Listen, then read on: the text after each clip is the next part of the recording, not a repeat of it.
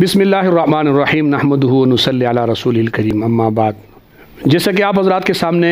سلسلہ عقائد کے حوالے سے آپ کے ساتھ کچھ گفتگو کرنی ہے کہ بریلوی مسلک کے عقائد اور نظریات وہ کیا ہیں، کیا وہ عقائد اور نظریات درست ہیں یا نہیں۔ اس میں ایک بہت بڑا مسئلہ ہے جو بہت عرصے سے اہل سنت والجماعت علماء دیوبند اور رضا خانی بریلویوں کے ہاں ایک معرکۃ الآراء مسئلہ رہا ہے کہ وہ نبی پاک صلی اللہ علیہ وسلم کے لیے حاضر ناظر کا عقیدہ رکھتے ہیں۔ وہ کہتے ہیں کہ نبی پاک صلی اللہ علیہ وسلم ہر جگہ پر حاضر ناظر ہے۔ یہ موضوع حاضر ناظر، اس موضوع کو سب سے پہلے سمجھنے کی ضرورت ہے۔ ہمارے ہاں عوامی طبقے میں بعض لوگ اس مسئلے کو نہیں سمجھنے کی وجہ سے اختلافات میں پریشانی کا سامنا کرتے ہیں،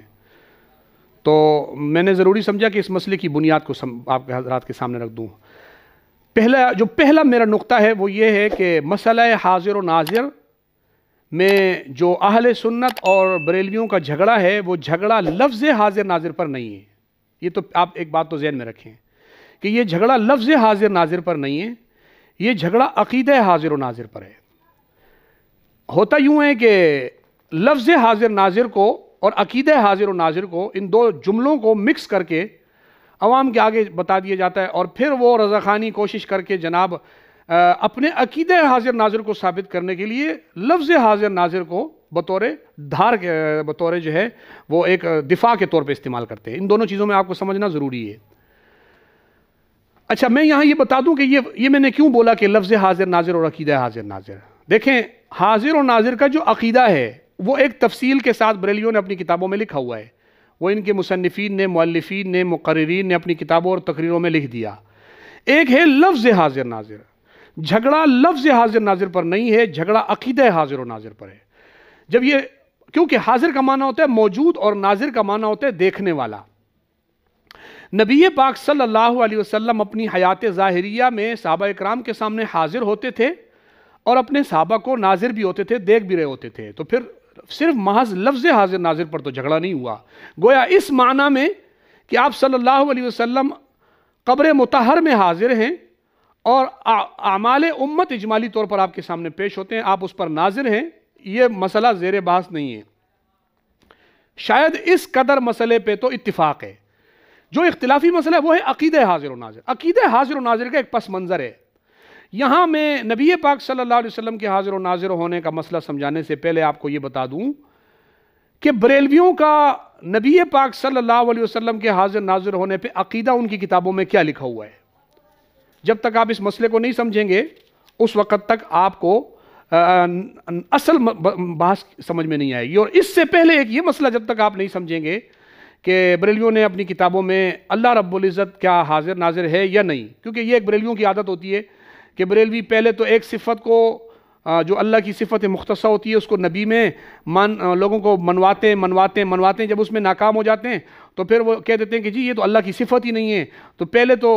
آپ یہ ثابت کرو کہ اللہ کی صفت ہے، پھر اس کو نبی پاک صلی اللہ علیہ وسلم میں، کیونکہ ظاہر ہے کہ شرک تو کوئی چیز تب ہو جب وہ پہلے اللہ کی صفت ہو پھر اس میں کسی اور کو شریک، وہ سرے سے اللہ کی صفت سے انکار کر دیتے ہیں، یہ ان کی ایک عادت ہے۔ اور اس مسئلے میں بھی بریلوی آپس میں جنگ کا حالت میں ہیں اور دست و گریباں ہیں۔ میں اس حوالے سے بھی آپ حضرات کے سامنے حوالہ پیش کرتا ہوں۔ بریلوی اس حوالے میں دو حصوں میں بٹے ہوئے ہیں۔ بعض بریلوی کہتے ہیں اللہ رب العزت کو حاضر ناظر مانتے ہیں، اور بعض بریلوی اللہ تعالیٰ کو حاضر ناظر نہیں مانتے۔ میں دونوں کے آپ کے سامنے نام بتا دیتا ہوں۔ وہ دونوں لوگ کوئی چھوٹے لوگ نہیں ہیں۔ جو لوگ اللہ رب العزت کو حاضر ناظر مانتے ہیں ان میں احمد رضا خان کے والد نقی علی خان صاحب، ان کی کتاب سرور القلوب ہے، صفحہ نمبر 216 پر وہ کہتے ہیں کہ اگر خدا کو حاضر ناظر نہیں سمجھتا تو محض جاہل ہے۔ وہ لکھتے ہیں کہ اللہ تعالیٰ کو حاضر ناظر جو نہیں سمجھتا وہ جاہل ہے۔ اسی طریقے سے انقلاب الحقیقت کتاب ہے صاحبزادہ محمد عمر بیربلوی، بریلویوں نے ان کو اپنے اکابرین میں سے شمار کیا ہے، وہ بھی اپنی کتاب میں انقلاب الحقیقت صفحہ نمبر 191 پر لکھتے ہیں خدائے ذوالجلال کو حاضر ناظر جان کر، وہ بھی اس میں اللہ تعالیٰ کو حاضر ناظر مانتے ہیں۔ اسی طریقے سے فتاوی مظہریہ جو مفتی مظہر اللہ دہلوی جو بریلوی مسلک کے بہت بڑے عالم گزرے ہیں بریلوی مسلک میں، اور بریلویوں کے صاحبزادہ ابوالخیر کے نانا ہیں اور پروفیسر مسعود کے والد ہیں،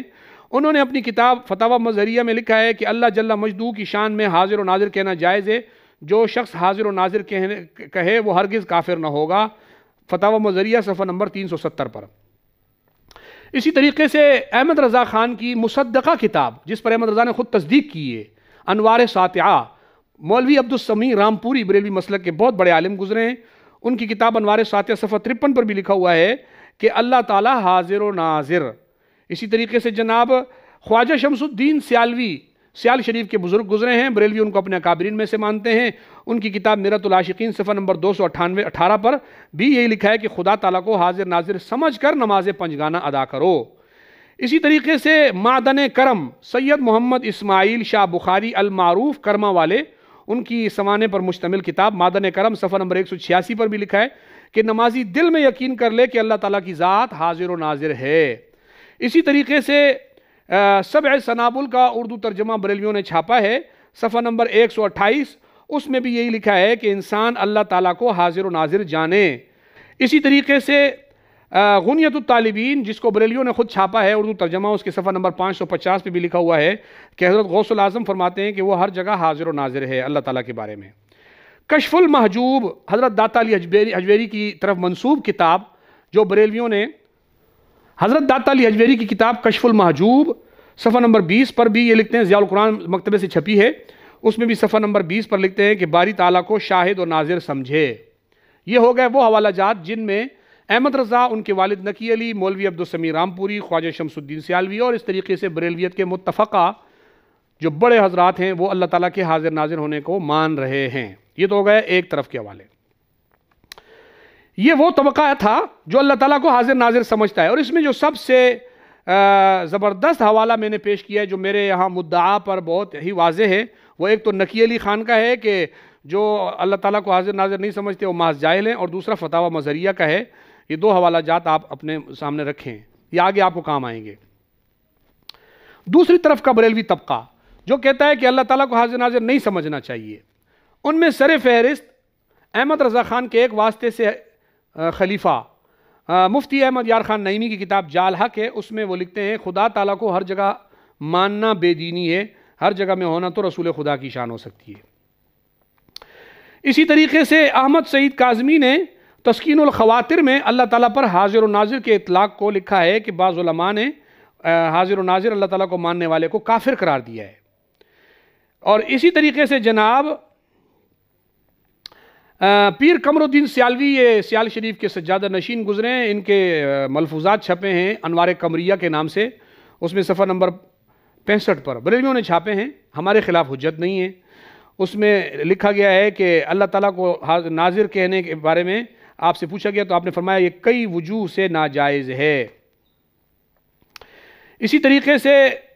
وقار الفتاوی کتاب ہے، اس کے صفحہ نمبر 66 جلد نمبر 1 پر مولوی وقار الدین جو الیاس قادری کے پیر و مرشد تھے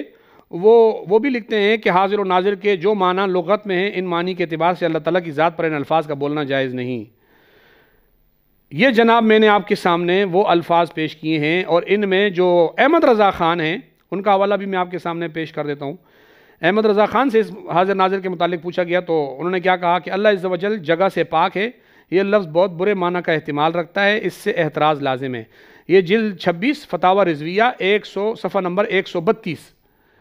یہاں گویا ایک طرف بھی احمد رضا ہے اور دوسری طرف بھی احمد رضا ہے، تو بریلویوں کا پلڑا تو ایک طرف بھی احمد رضا دوسری طرف بھی احمد رضا، پلڑا تو برابر ہو گیا، لیکن دوسری طرف احمد رضا کے باپ کا بھی پاؤں ہے، تو میرے خیال سے وہ والا پلڑا زیادہ وزنی ہونا چاہیے۔ لیکن بہرحال وہ اس پلڑے کو جدھر بھی زور دیں، آج کے بریلوی سارے مل کر بیٹھ جائیں دوسرے والے پلڑے پر کہ وہ اس طرف زور زیادہ ہو جائے، یہ ان کی مرضی ہے۔ لیکن بہرحال اتنی بات تو واضح ہو گئی کہ بریلوی اس مسئلے کو آج تک طے نہیں کر پائے کہ اللہ تعالیٰ کو حاضر ناظر کہہ سکتے ہیں یا نہیں کہہ سکتے۔ اگر کہنا کفر ہے تو نہ کہنے والوں پر کیا حکم ہے، اور نہ کہنے اگر کفر ہے تو کہنے والوں پر کیا حکم ہے، یہ آپ جانیں اور آپ کے گریبان جانیں۔ ویسے آپ نے اب ایک دوسرے کے گریبان اتنے پھاڑ دیے کہ میرے کو نہیں لگتا کہ مزید آپ کے پاس